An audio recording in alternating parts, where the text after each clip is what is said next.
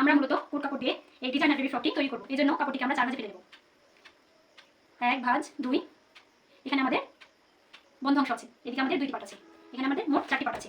4 ভাঁজে ফেলা আছে কাপড়টি। এখন কাপড়টি আমরা লম্বালম্বি 2টি স্ট্রেট দাগ কেটে নেব। এই যে এইভাবে আমরা লম্বালম্বি 2টি স্ট্রেট দাগ টেনে নেব এবং কাপড়টি আমরা কাট করে নেব। এই যে এইভাবে আমরা কাপড়টি কেটে নেব। আমাদের কাপড়টি লম্বালম্বি কাটা হয়ে গেলে এখন কাপড়টি আমরা মেপে নেব। কাপড়টি আছে 14.5 ইঞ্চি, 14.5 ইঞ্চি আছে কাপড়টি। এখন আমাদের বগলের জন্য কাপড়টি কেটে নিতে হবে। আমরা বগলের জন্য 2 ইঞ্চিতে একটি দাগ দিয়ে নেব। এই যে এইভাবে 2 ইঞ্চিতে একটি দাগ দিয়ে নেব এবং এইভাবে 2.5 ইঞ্চিতে একটি দাগ দিয়ে নেব। এই যে এভাবে 2.5 ইঞ্চিতে একটি দাগ দিয়ে নেব এবং এই দাগটি চাঁদের মতো করে মিলিয়ে দেব। উপর থেকে নিচের সাইডে এইভাবে আস্তে আস্তে মিলিয়ে দেব। এই যে সুন্দরভাবে এইভাবে দাগটি মিলিয়ে দেব এবং কাপড়টি আমাদের এইরকমভাবে থাকবে। এবার আমরা শুধু বগলের দিকটা কাট করে নেব। এই জন্য কাপড়টিকে আমরা ঘুরিয়ে নেব। কাপড়টিকে ঘোরানোর পর আমরা যেখান থেকে দাগ দিয়েছিলাম কাপড়টি এইভাবে কেটে নেব। এই যে এইভাবে। এবার কাপড়টিকে আমরা খুলে নেব। এই যে এইভাবে আমাদের 2 পার্ট, আমাদের সামনে পার্ট এবং পেছন পার্ট। এবার আমরা এই কাপড়টিকে আমরা সরিয়ে দেব। এখন আমরা পাইপিংয়ের জন্য কাপড় কেটে দেব। এই জন্য আমরা এই কাপড়টিকে একরাভাবে এইভাবে ফেলবো। এই যে এইভাবে আমরা কাপড়টিকে একরাভাবে ফেলবো। কাপড়টিকে একরাভাবে ফেলা হয়ে গেলে এখন আমরা কোনাকুনিভাবে স্কেলটাকে এইভাবে ধরবো। এইভাবে ধরার পর আমরা এইভাবে একটি কোনাকুনিভাবে দাগ কেটে দেবো। আমাদের কোনাকুনিভাবে একটি দাগ কাটা হয়ে গেলে এখন আমরা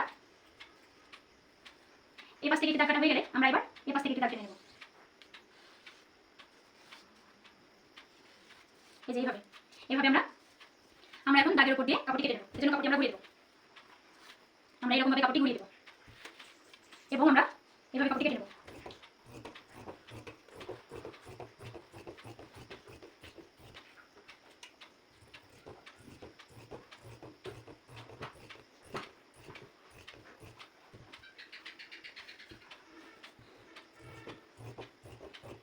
এই যে এইভাবে আমরা একটি পাইপিং কাট করে নিলাম। এই পাইপিং দিয়ে এখন এই যে এই কাপড়টির উপরে এইভাবে রাখবো। এইভাবে রাখার পর আমরা উপরের পাইপিং যেভাবে কাটবো, আমরা উপরের পাইপিং যেভাবে কাট করেছি এই বরাবর নিচের পাইপিংগুলো সেম একইভাবে কাট করে নেব।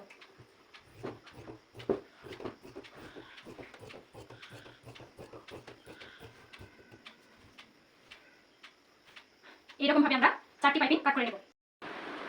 আমাদের 4টি পাইপিং কাটা কমপ্লিট। এবার আমরা জামাটি সেলাই করব। প্রথমে আমরা গলার এখানে কুচি দিয়ে দেব।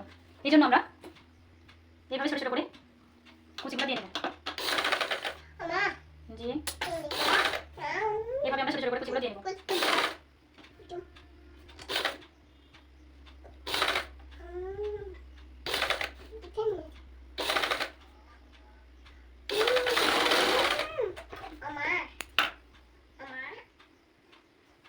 এই যে আমরা এইভাবে কুচি দিয়ে নেব। আমরা এই সাইডে যেভাবে কুচি দিয়েছি সেম এইভাবে আমরা পেছন সাইডেও একইভাবে সেলাই দিয়ে নেব, কুচি দিয়ে নেব। কুচি দেওয়ার পর আমাদের সামনে গলার দৈর্ঘ্য হয়েছে 4.5 ইঞ্চি। আমাদের 4.5 ইঞ্চি সামনে পাটে 4.5 ইঞ্চি হয়েছে। এখন আমাদের পেছন পাটেও সেম একইভাবে কুচি দিয়ে নেব এবং 4.5 ইঞ্চিতে এসে শেষ করব।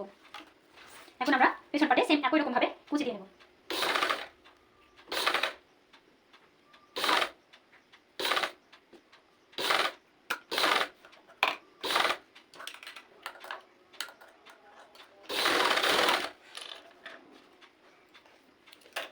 আমাদের পেছন পাটিতেও 4.5 ইঞ্চি পরিমাণ হয়েছে। এবার আমরা পাইপিং দিয়ে নেব। এবার আমরা গলার সাইডে পাইপিং দিয়ে নেব। এই জামাটির ক্ষেত্রে যত চিকন করে পাইপিং দেওয়া যাবে তত বেশি সুন্দর লাগবে।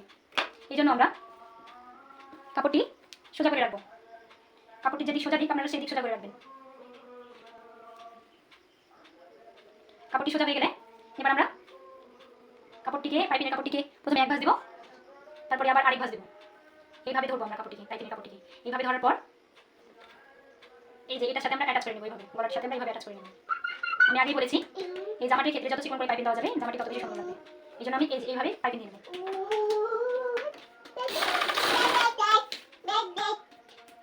এই যে এইভাবে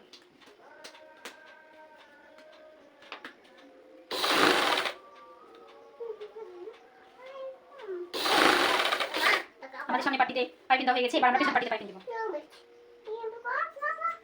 আমরা কাপড়টি কাট করলাম না, এই কাপড়ের মধ্যে এইভাবে করে অ্যাটাচ করে দেব। এই যে এইভাবে অ্যাটাচ করে দেবো।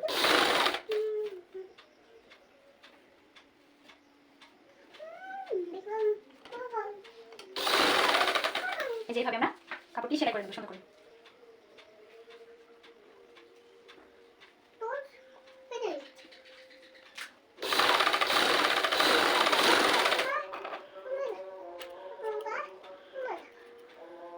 খুব সুন্দরভাবে পাইপিং দেওয়া হয়ে গেছে আমাদের। এই যে আমাদের খুব সুন্দর করে পাইপিং দেওয়া হয়ে গেছে আমাদের সামনের সাইডে এবং পেছন সাইডে, দুই সাইডে আমাদের সুন্দর করে পাইপিং দেওয়া হয়ে গেছে। এবার আমরা দুইটি হাতাতে পাইপিং বসিয়ে দেবো। এই জন্য আমরা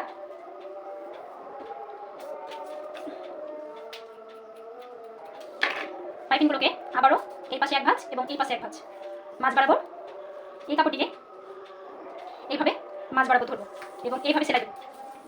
এই যে ভালোভাবে খেয়াল করুন তাহলে বুঝতে পারবেন। এইভাবে কাপড়টিকে ধরবো, এই যে এইভাবে একটু সেলাই দিয়ে নিলে অটোমেটিক এই পাইপিংটা এরকম হয়ে যায়, ভাঁজ হয়ে যায় যদি সঠিক নিয়মে পাইপিংটি কাট করতে পারেন। এবার আমরা সুন্দর করে চিকন করে পাইপিংটি দিয়ে নেব। জি কি করবো?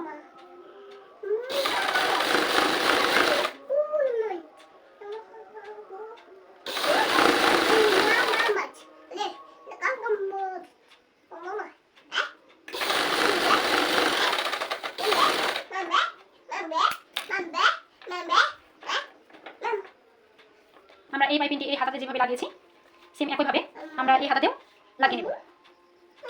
এই জন্য আমরা কোনাকুনি কাপড়টি ভালোভাবে কেটে নেব। কেটে নেওয়ার পর সেম একইভাবে আমরা দুই দিক থেকে দুইটি কাপড় এইভাবে নিয়ে এসে মাঝ বরাবর এই যে এইভাবে ধরে মাঝ বরাবর মধ্যখানে আমরা এই কাপড়টিকে এইভাবে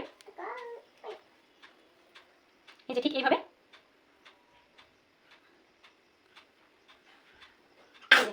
এইভাবে আমরা প্রথমে একটা সেলাই দিয়ে নেব।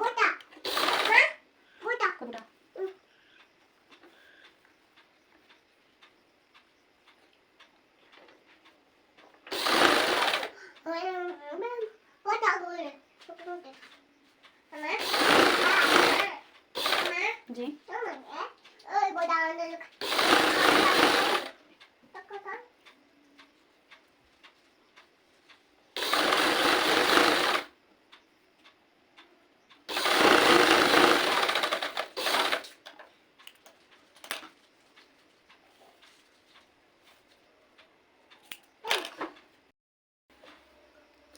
আমরা এই পাটটিতে যেভাবে পাইপিং লাগালাম এবং অপর পাটটিতেও সেম একইভাবে পাইপিং লাগিয়ে নেব। এই পাটটিতে আমরা সেম একইভাবে এই দুইটি পাইপিং দিয়ে পাইপিং লাগিয়ে নেব। আমি পাইপিং লাগিয়ে আবার ফিরে আসছি। আমাদের দুইটি পাটেই পাইপিং লাগানো হয়ে গেছে। এবার আমরা এই দুইটি পাট, সামনে পাট এবং পেছন পাট, এই যে এইভাবে ধরবো, বগল দুইটা এইভাবে ধরবো এবং 1 ইঞ্চি পরিমাণ রেখে আমরা এইভাবে সেলাই দিয়ে দেবো। উপর থেকে নিচ পর্যন্ত এইভাবে সেলাই দিয়ে আসবো।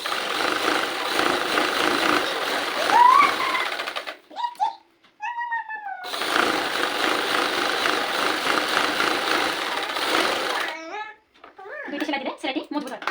এবার আমরা এই সাইডে ঠিক যেরকমভাবে সেলাই দিয়েছি আমরা এই সাইডেও সেম একইভাবে সেলাই দিয়ে দেবো। এই জন্য বগলের সাইডটি আমরা এইভাবে ধরবো। ধরার পর 1 ইঞ্চি পরিমাণ সাইডে কাপড় রেখে আমরা এইভাবে একটি ব্লক সেলাই দিয়ে নেব।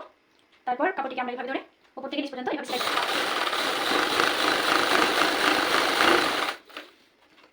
কাপড়টিকে আমরা এইভাবে উল্টে দেবো এবং এইভাবে আবার সেলাই দিয়ে দেব।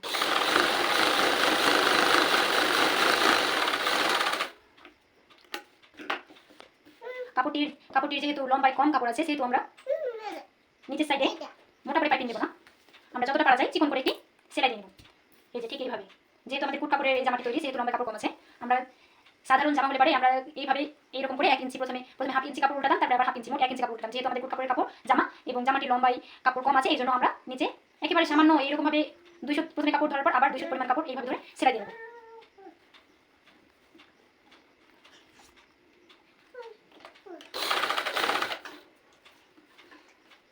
এবং আমরা নিচে একটাই সেলাই দেবো। প্রথমে 200 কাপড় উল্টাবো, আবার পরে 200 কাপড় উল্টাবো।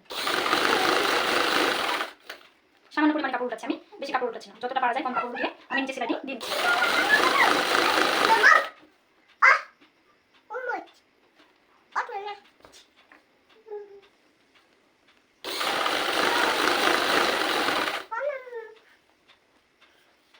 এই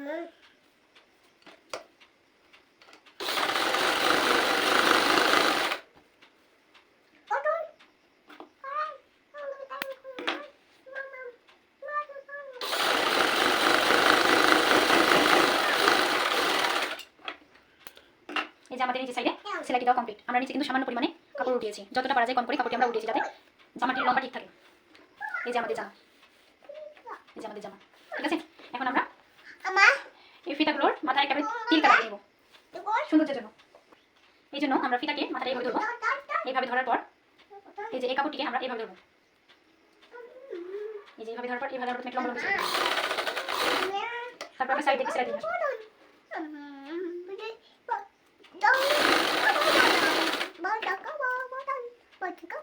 আমরা কেটে ফেলে দেবো। এখন আমরা এই তিল কাটিতে একটি রাউন্ড শেপ দেবো যাতে তিল কাটিতে সুন্দর লাগে। এই যে এইভাবে আমরা সেম একইভাবে আমরা এই চারটি ফিতাতেও লাগিয়ে নেব।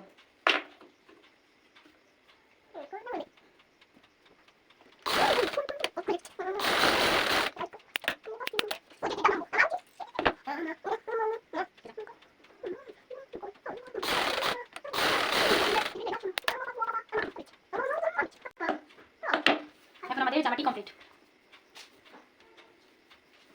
এখন আমরা জামাটি সোজা করে নেব, যেভাবে আমরা জামা সোজা করে নেব।